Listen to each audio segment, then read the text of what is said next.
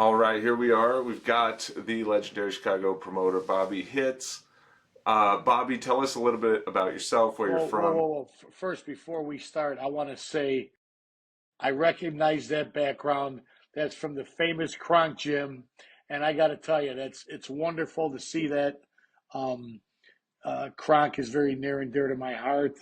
Emmanuel Stewart had a big influence on me in what I do now, and so to see that background really brings back some nice memories. And champions were definitely built there. I love that. You know, you're the first person to actually recognize it, and I had Jackie Callan on, so you have a good eye for that. That's amazing. Yeah, well, I pay attention to detail. So, So, Bobby, for anyone who doesn't know you, I'm going to give you the opportunity to just introduce yourself. Who is Bobby Hitz? who is Bobby Hitz? What is Bobby Hitz? I don't even know who Bobby Hitz is. Bobby Hitz is somebody that has been blessed his whole life.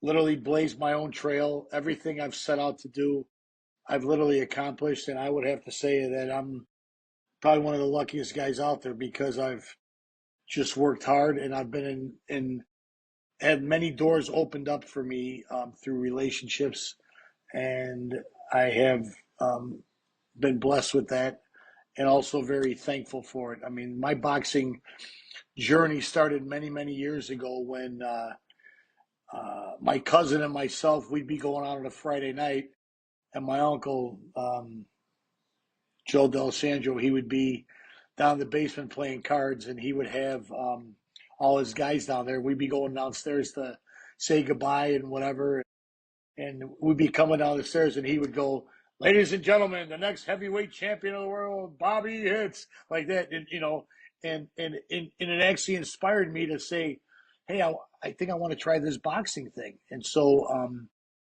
I did that. I remember I was probably a sophomore, or junior in high school, and first time well, not the first time I walked into a gym as a teenager. I had gone and stuck into La Follette Park, which was in our neighborhood on the west side of Chicago growing up, and was always fascinated by boxing my whole life. And so when I really got into it instructionally, I was a teenager in high school, and never thinking it was going to become my life's work. I never really knew what I was going to do. School wasn't my thing. It wasn't my forte. I loved going every day, but I didn't love doing anything except going to school and socializing. So if school taught me anything, it was to hone my social skills. And outside of that, fighting was what we did a lot as teenagers, whether with rival schools at the drive-in movie theater, something like out of the movies. It was great.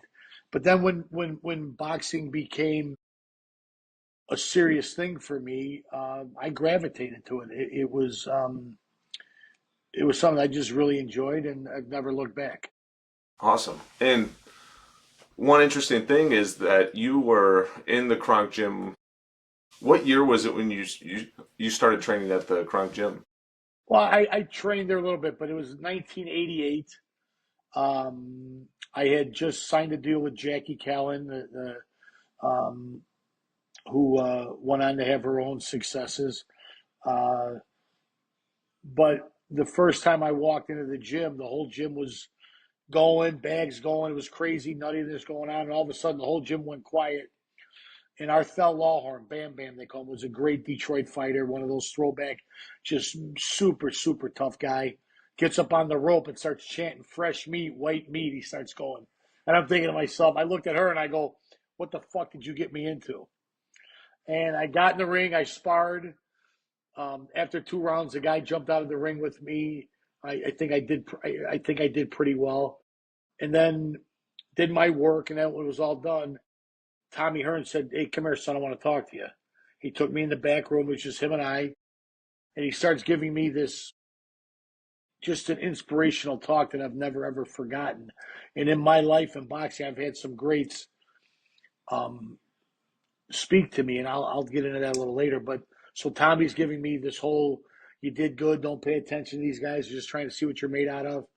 And then Dennis Andres, who had just lost the light heavyweight championship to Tommy, who was actually stayed in Detroit, and was also training there. He gave me words of encouragement. And he had a classy English accent. Dennis was a great guy, very, very nice guy. And he walks out, and Tommy and I were still talking. And then he goes, "That's okay." Says I'm walking out. He goes, "Oh, hold on one more minute." He goes, "I understand they call you the Hitman." I go, "Yeah, they do." He goes, "Well, that's my name also." I said, "I'm very aware of that." He said, "Well, I'm gonna let you keep the name as long as you make me proud of you. So keep working hard and don't pay attention to these guys, and everything will be fine." And that was my first entree to the Kronk Gym, the world famous Kronk Gym. Later on, because Michael Moore had just come there, Joe McClellan. So that whole class of fighter was all there. I used to run with those guys in the morning, and Leon Spinks was up there, and it was my Harvard education. I'll be honest with you, in boxing, could not replace it for anything, and that's why you know. Year or two later, James Toney comes into our life. He's in our gym training.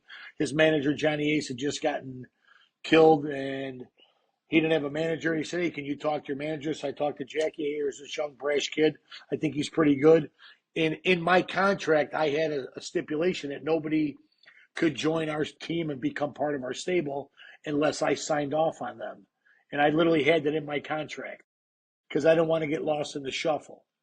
And and sure enough, James became part of our team and went on to have greatness. And I got to work with him, and I was part of the team that would analyze the fights he was going to have moving forward. And his ascension was a rocket ship. I mean, he was in 28 months, he had 24 fights and was fighting for the world title in that short period of time, which is unheard of.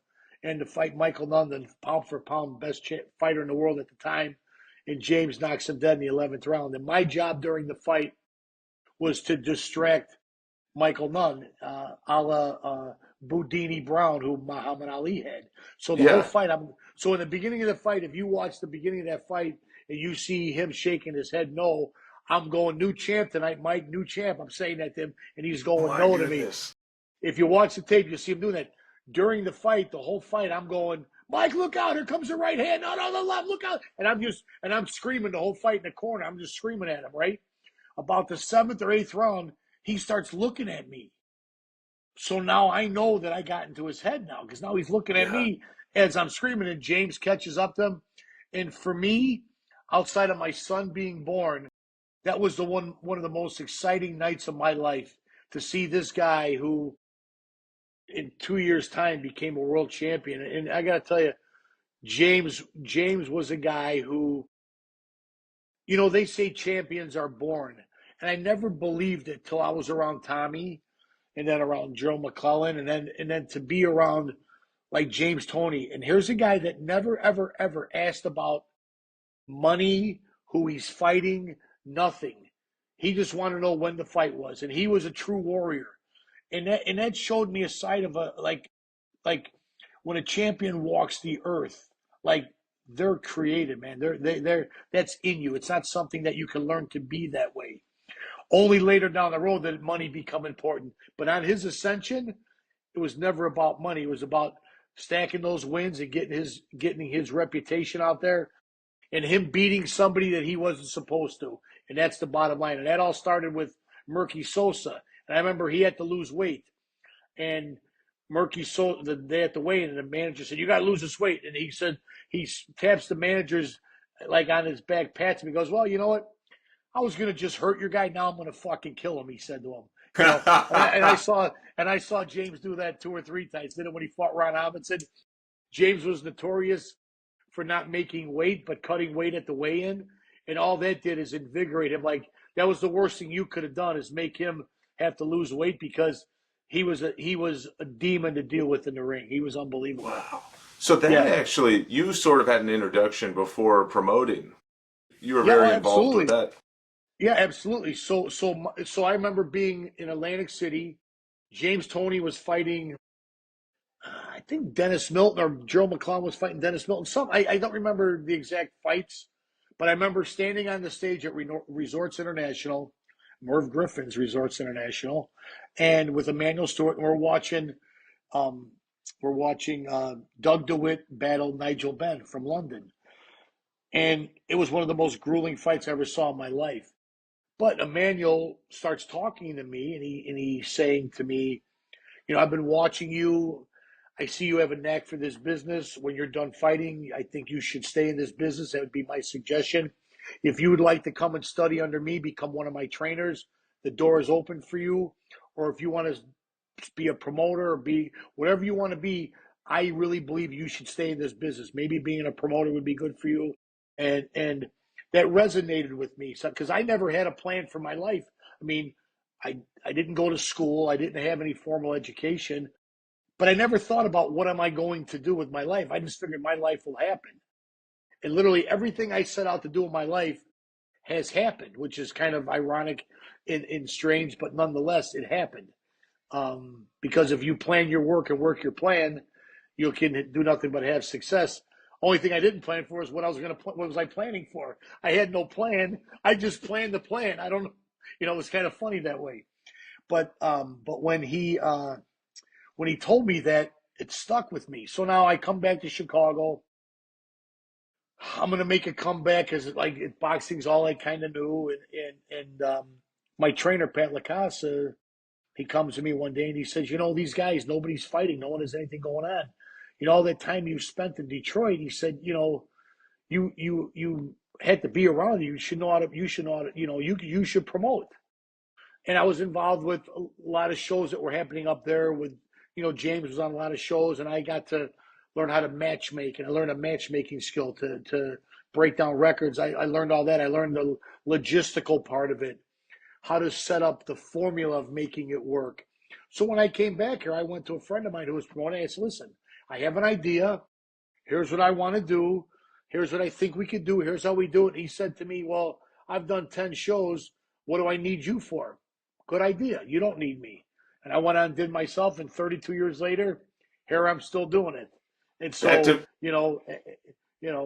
yeah. So I tried to bring my friend in on my newfangled idea. And I got to be honest with you, when I came here to start doing this, um, for me to say we're going to have competitive fights, you would have thought I was speaking a foreign language because no one could wrap their head around that. But I saw what made boxing alive in Detroit, Michigan. And at the time up there, every weight class in boxing had two or three guys from Detroit in it. The shows in Detroit on a Tuesday night, you'd have 12,000 people at an event on a Tuesday night at once a month. I mean, it was magical. And I thought if I could bring a little bit of that back to Chicago, but what I'd have to do is retool and retrain the mindset and train the public into the who, what, where, how, and why. Um, Put together something that was consistent, and I had a consistent program, and the continuity of tying it all together just made the whole thing work. And 32 years later, here I'm still doing it. You I, know? I I love that. So you said you had to retrain the public on what Yeah, this is. What was right. it before you started doing it? Like right at Well, that time. you would see a lot of six bout shows with 8 first round knockouts. I mean, it was god awful. It was awful, but that's all they were used to seeing. So what I tried to do is create a boxing fan, not a fighter fan. And I was always interested in building fighters, not records. And so with the consistency and the continuity of those two things, it really tied it all together for us. And we started to just have some great success with the Ramada Rumble series that we had in Rosemont, and it was spectacular. And it was known worldwide. It was known industry wide. The Ramada Rumbles were a highly sought after event. Fighters from all over, managers from all over came in town to be part of these shows, and they were epic. And it was lightning in a bottle. And for that moment, it was just something to behold and never to be recreated again. Almost like my first restaurant, Nana's Cafe. But we won't talk about that. But that was also a magical time of my life too. Well, let Yeah. me ask. This is something I'm really curious about. So it's Mhm. where boxing is now, and this is like a lot of what I wanted to talk about. seems like there are a lot of guys. I'll just say it. They're afraid to fight this guy, this guy, this guy. They're afraid to fight a guy if he's from their gym. They're afraid to fight a guy if it's too much. Maybe afraid's not the word, but they're certainly not taking it, right? And it sounds like that's what it was before you started the first time. So it was possible to change that dynamic. Well, I'll be honest with you. I was a recipient of that also. But in the same token, I can remember watching Roberto Duran and Iran Barkley in that epic middleweight, just a war, a battle. And I remember turning to Jackie Callan, who was my manager at the time, and saying, I want every one of my fights to be that way because that has fans on their feet. That, that toughness, those are memorable things. And that's how you learn to be a fighter. Unfortunately for me, I only had 3 amateur fights. So every time in the ring, I was learning the job. So if I had to have a do-over, I would have gotten a little bit more experience before I turned pro. But back then, you can do that. And the second thing I would have done, I would have fought a better ilk of guy. I would have wanted a better, someone a little bit better. But I was learning, so like I couldn't expect. I understand why they did me that way because, you can only. I was green. I didn't know what I was doing. Yeah, You know, for sure. so being tough was one thing, but being tough as a fighter is a whole other thing. So I needed to actually learn what I was doing. So when I turned pro, I said, listen, I know I'm going to have 3, 4 losses until I learn how to become a fighter, you know? So I was very realistic about my approach, my ascension in the business, how it began and how it ended. Like I was very realistic about the whole thing. I never, you know, I was never ahead of myself. Never tried to, the only thing I probably did, which was unfair to myself, is I probably was in the gym for a couple of months and I'm saying to my trainer, you think I can fight Larry Holmes? It's like, I mean, just, like, that was probably getting a little ahead of myself. Yeah, But but I could have had a much better career than I did, and it's ultimately all my fault. I was matched perfectly. I was put in the right positions. The only thing that I did to myself is not being prepared. And so my big opportunity as I was not prepared for, and so that's my fault. That's nobody else's fault but myself. If I would have learned the word no, I probably would have been better off, but I probably wouldn't have learned what I learned. So it all happened for a reason. And in the black cloud, that was the silver lining for myself and everybody else. Because if you think about it, me not taking the Foreman fight on 4 days' notice, me going to Detroit, um, meeting Jackie, staying there, letting her sign me, having the relationship that we had from the business perspective, all those things lined up to help a whole bunch of other people. James Toney never would have like none of it would have yeah. happened It all the if it did dominoes. if it didn't happen the way that it happened. So it's like I can't look back and have any regrets. I mean regrets I have a few, but then again, too few to mention. You know, It's not I true. did what I had to do. Oh, you know it. Okay, the Yeah, of cilantro course. sauce. But it's really true because everything lined up and happened the way it was supposed to. And I mean, I'm just a mere mortal. I'm not ever going to try to change all that. It is what it is, and it's the Absolutely. reality of it.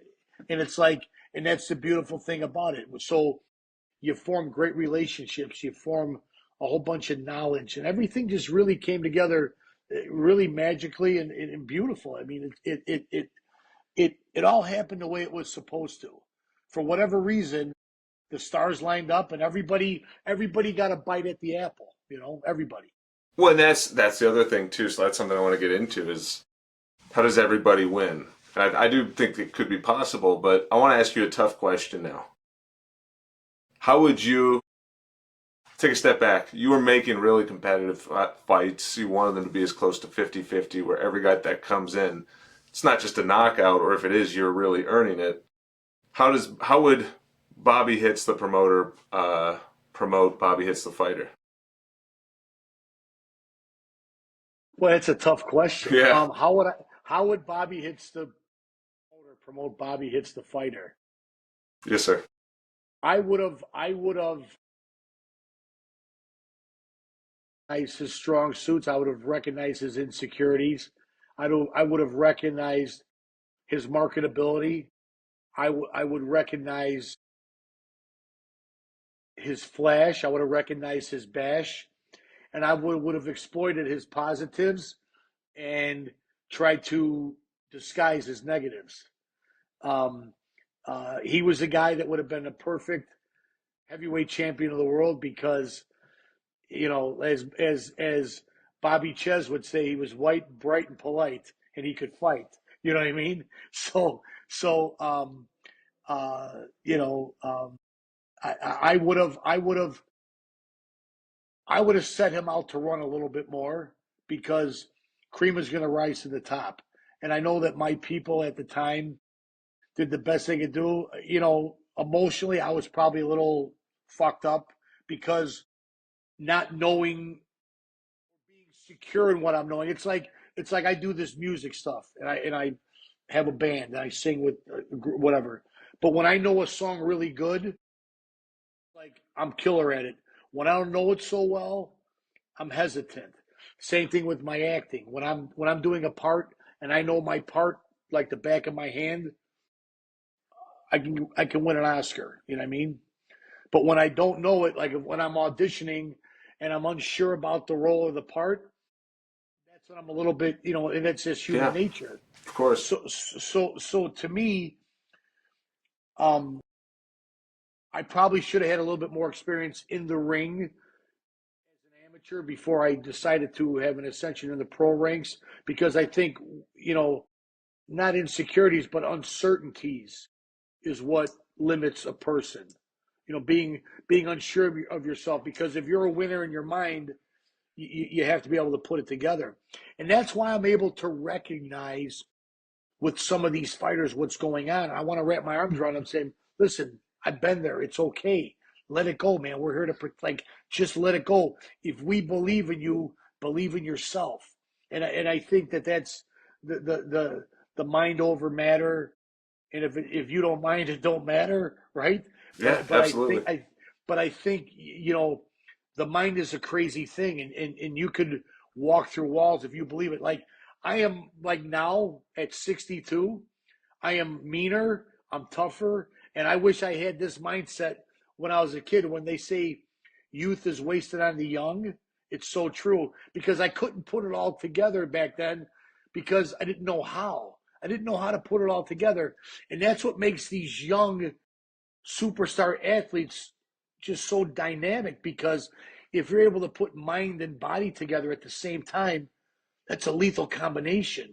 And so many athletes suffer from that uncertainty because when you want to win inside, but you don't know how to win, And part of knowing how to win, you definitely have to know how to lose because you have to know that the feeling of loss to say I don't ever want to have that again.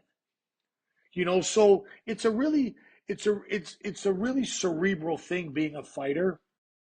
I think being an athlete is very cerebral, but being a fighter, people will stereotype a fighter and say they're dumb or this and that. But if you think about this as a fighter, we're standing across from a person fighting somebody that did absolutely nothing to us. You have a controlled rage, right?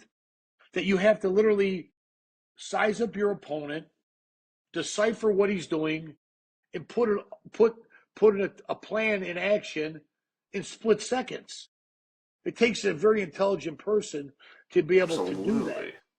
Absolutely. And so that's what people don't understand. It's not just a fight; it's a chess game. It's gamesmanship. It's a little bullshitting. It's a little bit of whatever to try to get your opponent to fall into the traps that you set for him in the ring. And so, being around a manual and learning how to set a trap, sucker a guy in, do a shoulder roll, do a step back and uppercut, take 3 steps back and drop and throw a straight right hand, you know, cut the ring off, shoulder, all those little tricks aren't even taught anymore. I see guys box up on the ropes and like the fundamentals are just gone. The true teachers of this business don't exist anymore. They don't exist. Everybody's a fucking pad holder. And I got to tell you, there's more to being a fighter than holding a pad. And I had a trainer, Bill Miller, Mr. Miller, who trained James, and Bill probably had 15 world champions. He would sit and just talk to me about boxing, about the art of boxing. Talk to me. A guy, Greg Rice taught me how to, my jab. We would talk about the jab and the importance of it. And we would literally go through that whole process. To this day, I could not throw a bad jab because this man, they were teachers. They were teachers. There was not pad holders. They weren't, cheerleaders. They were professors of our business and of our sport. And that's dying right now. And so you have these kids in the gym and you have these trainers who are happy to be there that don't instill discipline and don't instill the toughness. And it's just a different world we live in. Yeah. And I blame part of it on some of our current world champions that, like if you think about back then, think about a Floyd Mayweather back in the heydays of the four kings. Floyd Mayweather wouldn't even have been a contender back then. If Tommy Hearns ever fought him, he'd still be looking for his head in the arena somewhere. Just a different cut from a different cloth, the fighters from back then to the guys nowadays. And, and that's why I think our sport and our business suffers a little bit because that old school mentality doesn't exist. When I try to make fights with guys here in Chicago and I hear, well, he's my friend. Well, he's your friend? Yeah. Well, when's the last time you were at his mother's house for Sunday dinner? Well, now what's his mother's first name? I don't know. When's her birthday? I don't know. Well, then he's not your friend. Or when I have guys say, I don't want to fight guys from Chicago. We need to lift each other up. What? Like I want the guy that comes to me and says, Bobby, I want to be the baddest guy at a middleweight in this town. I don't want anybody better than me. I want to take out everybody that's standing in my way. That's the guy I want. I don't want the guy that gives me all the stories of what he can't do and why he doesn't want to do it. I don't want a guy like that. You can go fight somewhere else. You can't be part of what I do because that's bullshit. I don't want that. And I work way too hard to have any more brain damage from these guys who have an idea that they read in a handbook somewhere. And if I ever find that handbook, I'm going to throw it in the fireplace because that handbook has destroyed more people. But, they all have this idea of what it should be. But I'm the only guy that, when I'm talking to them, that actually has the experience and the knowledge to do this, And I'm not saying like I'm better than anybody, but there isn't a promoter in town that has the knowledge I have, or that has the background I have, or that has the pedigree that I have. This consistent staying power. Well, a lot of guys have come and gone. But I'm the only guy dumb enough to do that. So I'm not saying that's like some badge of honor that I'm dumb enough to do this for all these years and take all this abuse that I take. I would rather be a fighter than do what I'm doing now. If I could go back and fight, I would rather do that because this end of the business is a thankless business. I get blamed for everything that goes wrong, and I get no accolades for what goes right. So think about being in that position that I have to pay to be blamed for how you perform, and yet when you win, it's all on you because you're the fighter. Well, last time I checked, nobody showed up at your house with an AK-47, marched you out of your house, and said you have to be a fighter. This is what you chose to do, right? Absolutely. So you can't blame anybody for what you chose to do. And when they say, "Well, I'm the fighter," well, that's the path you chose to go down. Well, you also can go do something else. You don't have to do this. I'll say this, and I think I've heard this from you, and I've heard it from others, and it's not just about you. I've heard people say it about different people in boxing. You have a promoter, puts you on, spends their money to bring you along, puts you on every show, gives you a valuable spot over and over until you get to a point where you fight at a certain level and you lose. And you go, man, this promoter had it out for me. What the fuck are you talking about? That's the worst prank I've ever heard in my life. Yeah, spend thousands of dollars to get you to the promised land where you lose, and man, he had it all along. Are you out of your fucking mind? That's crazy. Well, see, because Jesse, nobody will ever take stock in themselves at that level. Only years later will they. But when it's happening, they have a bunch of guys that they're surrounded by that fill their head with all these ideas. Another thing that these guys do, if they can't get what they want out of me, they'll try to go to another promoter and try to do that. So the promoters all need to work together and not be able to be pitted against one another. That's also part of the problem because there's always a whore out there ready to lift her skirt up. and there are promoters out there that are down and out whores. They'll take anybody that'll cross their path. I just won't do that. To me, I have a brand that's synonymous with Chicago boxing, and unfortunately, that's not afforded to everybody. If you're not of a certain uh, uh, just a good person, have something like it's not just about being a fighter, it's about being a good person, being honorable. Because at the end of the day, Jesse, let's face it, if this was easy, everyone would do it. Being a Absolutely. fighter is not an easy job, and it's not for everybody. And I can't tell how many guys I've had that have had 6, 7, 8 fights, and then they quit because at that point it's starting to get too tough for them. And they realize they don't have the chops to see this job through. Or they take one loss and they quit. Well, that person didn't have the wherewithal to finish the task at hand. And like I said earlier, you have to learn how to lose in order to win. And sometimes a loss, all that does is alleviate the pressure. Now you have nothing to protect.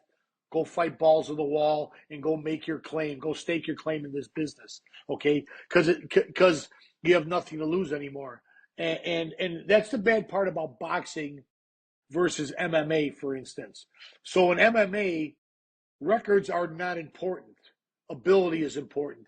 But boxing is still highly scrutinized. We are still held to a a certain level that you need to be undefeated, you need to be all these things where it's acceptable in MMA, but in boxing, 1 or 2 losses and your career is considered done. You're considered a journeyman. I think that's really unfair because there's a lot of great fighters out there that have bad records that can fight their ass off and they deserve opportunities too. And it even comes to the commissions. The commissions won't allow us to have somebody fight, at least here locally.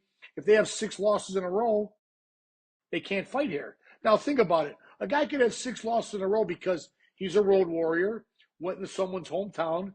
He's lost 4 split decisions and 2 decisions. Like to me, you have to look into the record, and they spend so much time just on the numbers.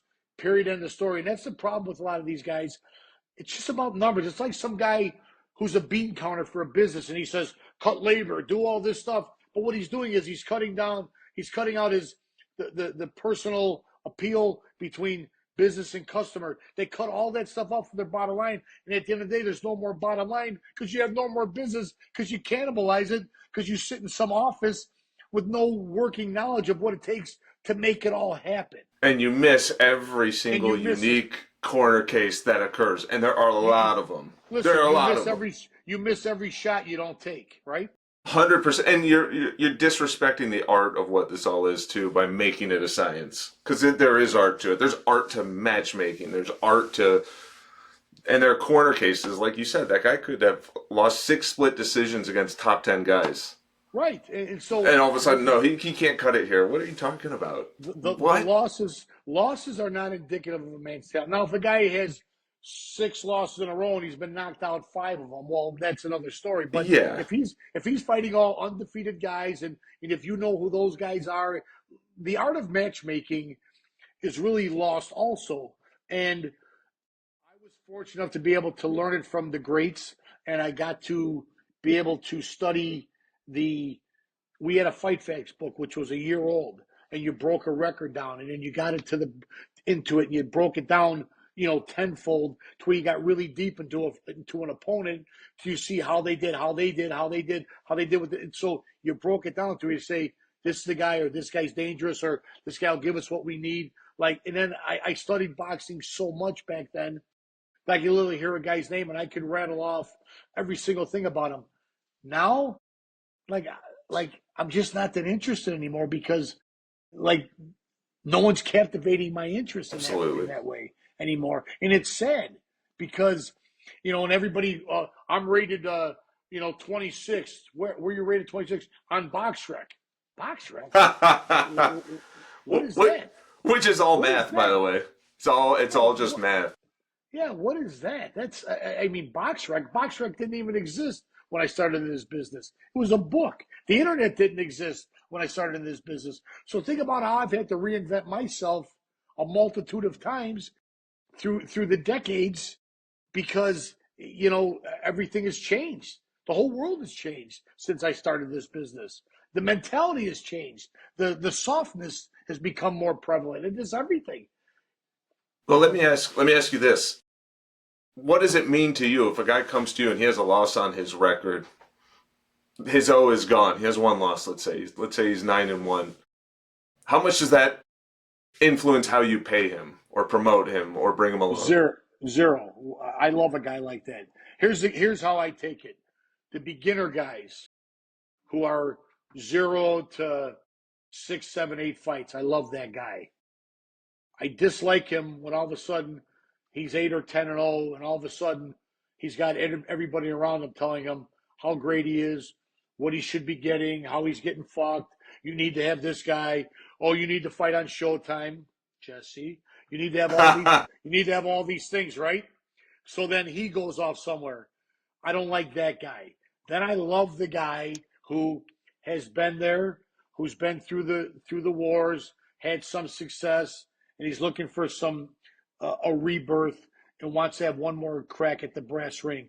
I love that guy because he gets it. So the beginning and the end, the middle, I don't like so much because those guys are very difficult. And it seems nowadays everybody's so focused on building a record rather than building a fighter. And to me, I just don't subscribe to that. I just don't. I would point out, too, a recent one who I've noticed that, well, there's a lot of them, actually. I'll do an old school one. Manny Pacquiao lost one of his first 5 fights. It's Manny Pacquiao. And he lost another fight after that, and he lost several with Juan Manuel Marquez. But guess what? You come back and fight again. People only remember your last fight. That's how I feel. How about Mickey Ward? Look at Mickey Ward. Absolutely. Look at Mickey, look Absolutely. at Arturo Gatti. Look at those guys. I mean, there's many guys that just are just true warriors. You know, Vinny Paz, Bobby Ches, Boom Boom Mancini. Like, those are, I don't know. Those guys, I just, that's the era I came from. So I Absolutely. look at it differently. But I think that's one of the most important things for this whole boxing. Not just you or other regional promoters or Matchroom or whoever the hell. It doesn't matter. Until fighters are willing to just start fighting, it's never going to get to where it needs to be. Because there's levels to it as well. Guys need to work their way up against the best opposition. And those guys need to work their way up too. Everyone has to be the best they can be for this thing to work on a high level. Right. And what they have to understand is that you're worth as much as someone's willing to pay you. And at the end of the day, you need to be paid fairly, but you can't outprice yourself. When a guy outprices himself, that just tells me he doesn't want to fight. When I got 4 round guys that are 1-7, which you wouldn't be able to even be able to fight her, but a 1-7 guy wants $4,000 for a 4 round fight, he just doesn't want to fight, or unless he shows up with, you know, $3,000 sewn inside his trunks, that's the only way he's going to get $4 grand out of me. I mean, it's not going to happen. Yeah, You know, absolutely. So how much do you think it affects the boxing landscape that people are so afraid to lose the O? The O is so sacred to them that they just aren't taking the risks. How much does that hurt the fighter themselves? listen, it's all about here. It's all about what you want to be known as. And to me, I would rather fail trying than not try at all. And and the nice thing about nowadays is there's so much information. Like me, I took a shot. I wasn't afraid to fight anybody. I never said no to anybody, and I probably should have, but I didn't. So at the end of the day, you could question my record, whatever it was. At the end of the day, there wasn't a motherfucker I said no to, and I probably should have because I lacked experience. And in my case, I should have said no. But when you have a guy that has 50, 60, 100, 200 amateur fights, there's nobody he should say no to. Anybody that you're going to face, you should be willing to face him. You know what I mean? So I don't like that's what aggravates me is that if you're a guy who has limited experience and you need to be nurtured, that's fine. I get it. Totally. But if you're a guy that comes with some sort of pedigree, what do you need to be babied for? You should Totally want to be agree. you should want to be turned loose. Let me at him. Let me beat whoever thinks they're the best. I want to be the best, and that's what they should do. So the thing about boxing is everybody in my circle gets treated according to what they have. So I don't treat everybody the same. I give you what you need in accordance to what you're bringing me from an ability perspective, from an experience perspective. So you don't, it's not blanket treatment, but if I feel that you can do more and you don't want to, that's a problem for me. And I would never expect a fighter to do anything that I don't think he's going to be good at. And that's what you, so if I'm trying to make a fight for a guy, it's because I've looked at it, researched it, and it's a fair fight for you. At the worst case, it's a 50-50 fight. Yep. If you're looking for 80-20, I'm the wrong guy. Absolutely. Now, with that said, you are going to have some of those. Like I said, it's like there's no perfect science to it because every fighter is a separate business, right?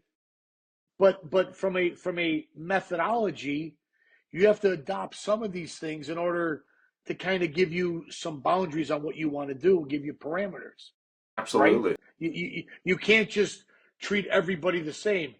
As a trainer, if you were a former fighter and you were a dancer and you have Mike Tyson, you don't teach him how to be a dancer. You teach him how to be a puncher. That's what he does. You don't turn Mike Tyson into Muhammad Ali and Absolutely. vice versa. And that's where everybody makes the mistake. They try to use one blanket formula for everybody. And no two fighters are the same. It It's has just to not be the same. fluid. You have to be Right. fluid. You have to be You willing to have be flexible. you have to be able to adjust as the game is going. So every fighter needs something different. And when I see what a guy has and or what he doesn't have, then I know how to approach him. When a guy calls me and says, I have so and so and he wants to fight for you, and I'm like, well, here's what I need you to do because I don't know your fighter. I need you to help me in the process of getting your opponent because I don't want to give him too much or too little. And Yeah. when they start bringing me guys that are way too little, and I'm like, hang on a minute, this is the best your fighter could fight. Because if that's the case, go take him somewhere else. Or I'm like, oh, you're willing to take that fight? Cool. I want to jump. I want to do business with you. So there's many different hats that you have to wear. Then just clicked to me. That's exactly what Brad Goodman does at Top Rank. Same process. He goes, who would your fighter be able to beat? Who would you match him up against? And you bring it to him, and then from there he'll do like a reverse evaluation. So that's a great approach, I think. Right. And if you think that's the best you can do, well, I did my best, but my best wasn't good enough. It's another song. Let me ask you this, Bobby: who is accountable? I mean, ultimately it's the fighters, but they're being allowed to fight certain fights, right? They're being allowed. So, for example, I just heard. I'm a big fan of Tank Davis. I think he's an awesome fighter, and I think he's taken some good fights.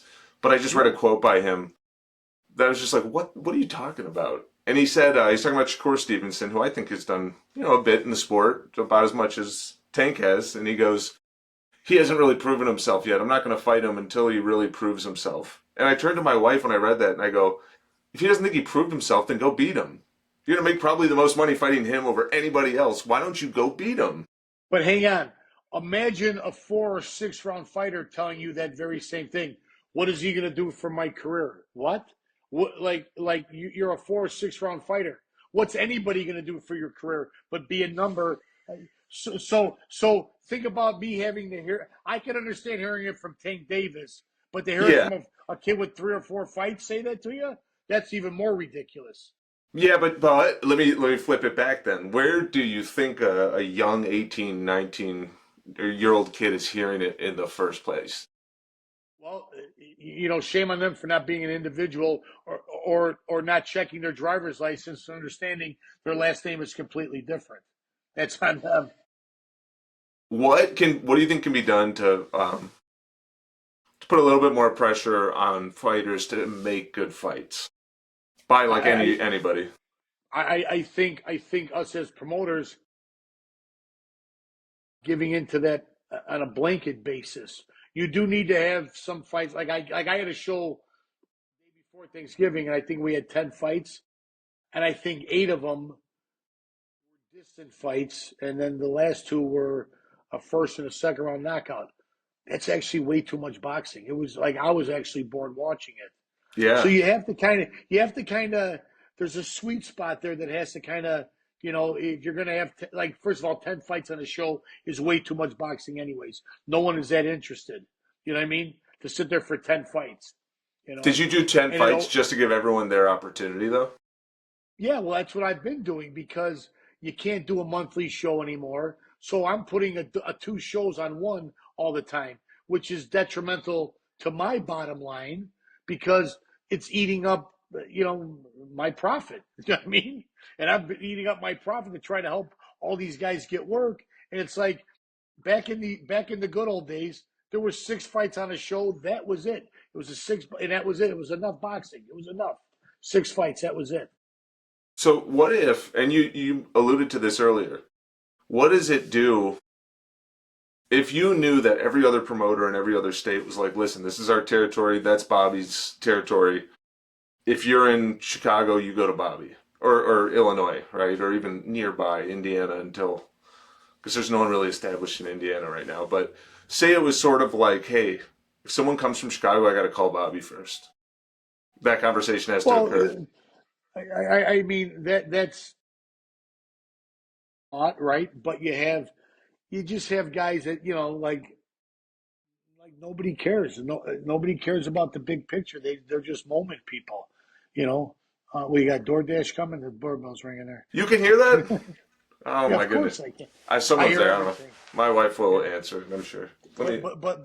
it's like uh, I remember that there was a lot of issues going on here, and I approached my crosstown rival promoter and told him, listen, we need to come together on this thing. We need to stop doing boxing. We need to change the way it's being handled by the commission. All these things. We went and had a meeting, and my opening sentence to the was like, listen, the fact that him and I are on this side of the table together against you guys should speak volumes because I don't like him. He doesn't like me, but we like our sport and our business. And and when I said, listen, I'm going to stop doing shows, you should stop doing shows. Let's stop doing it until we can make a change. The minute I said I'm gonna stop doing shows, what does he do? Goes and puts a show together. So it never Yeah. works. It just because everybody has nobody. I'm a forward thinker. I'm a big picture thinker. I'm not a Yep. moment thinker. And everything that I do, I try to think about the down the road, the bigger part of it. And very few people are like that. So that's my own problem. But in the same token, I'm still a guy where my handshake means something too. So, you know, so be it.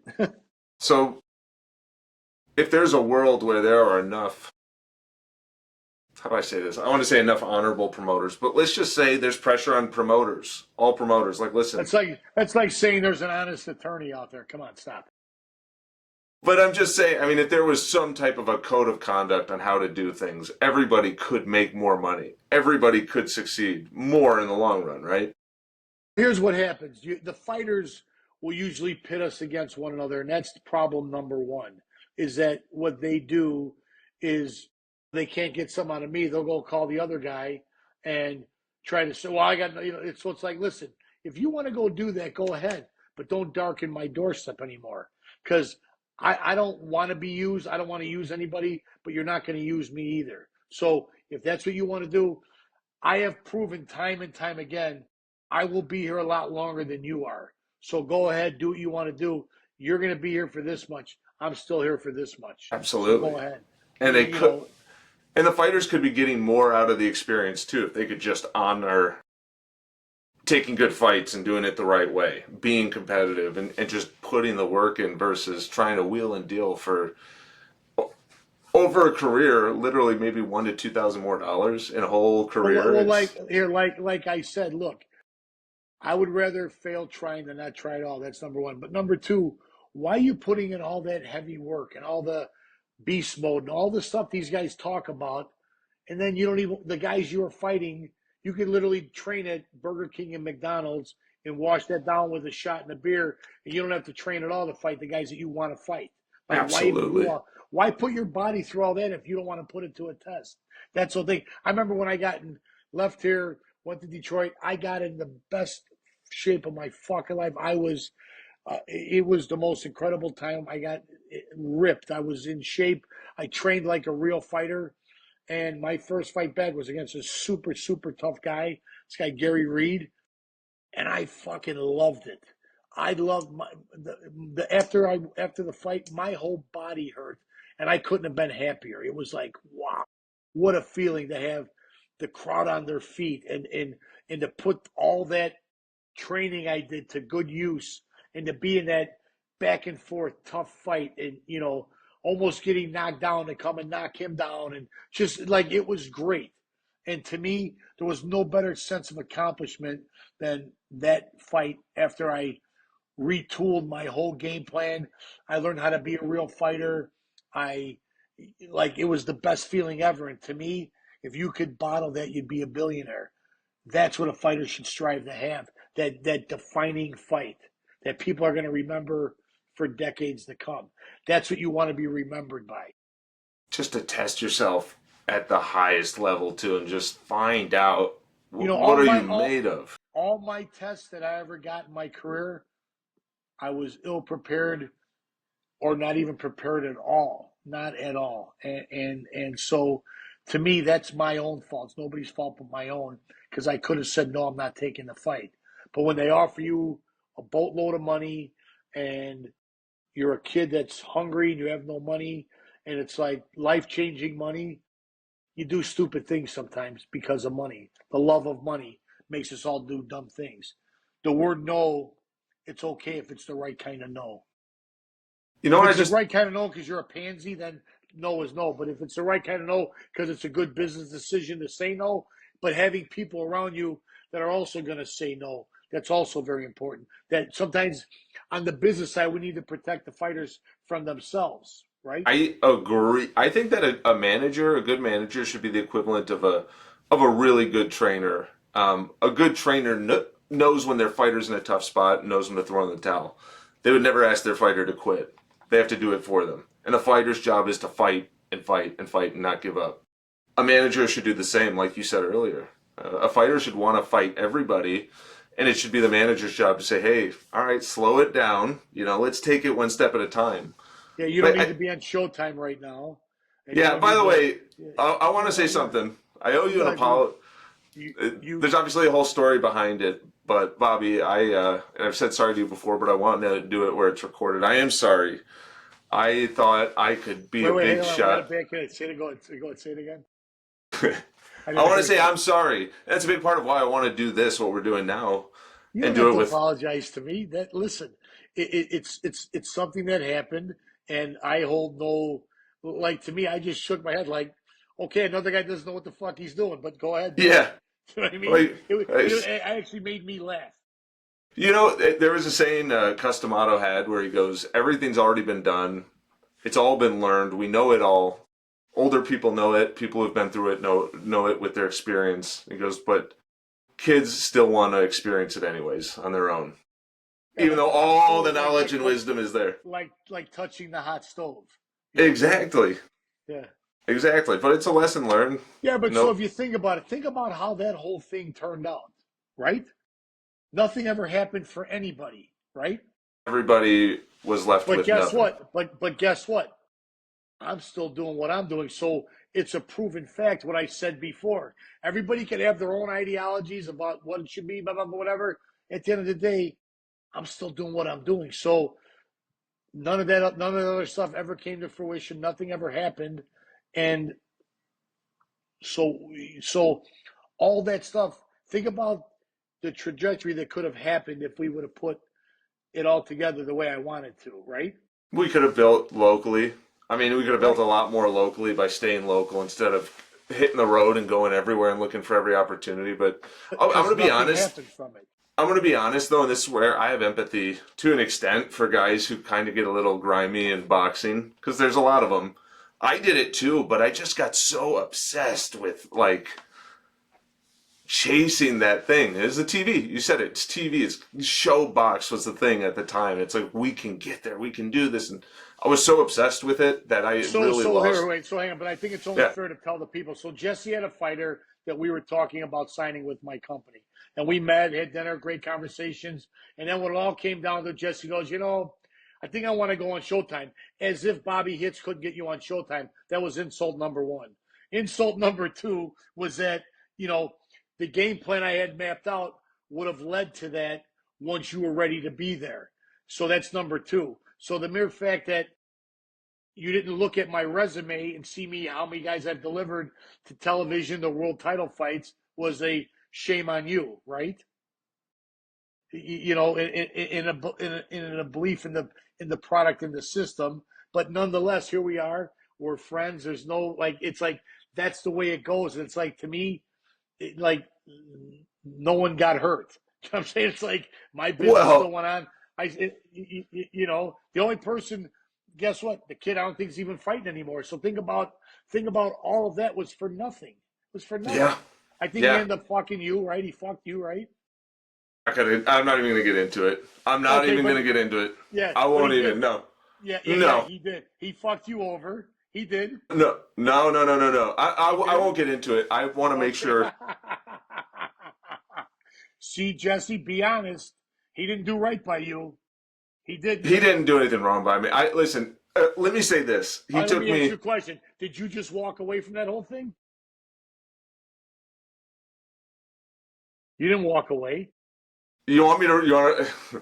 I could tell you. I mean, No, it's not important. I'm no, you kind of can. having I was no, about to do it too. I no, was no. about to. I'm kind of having. I'm just kind of having some fun with it because at the end of the day, what a lot of people don't recognize that there's guys like you out there who are trying to do good for the fighter.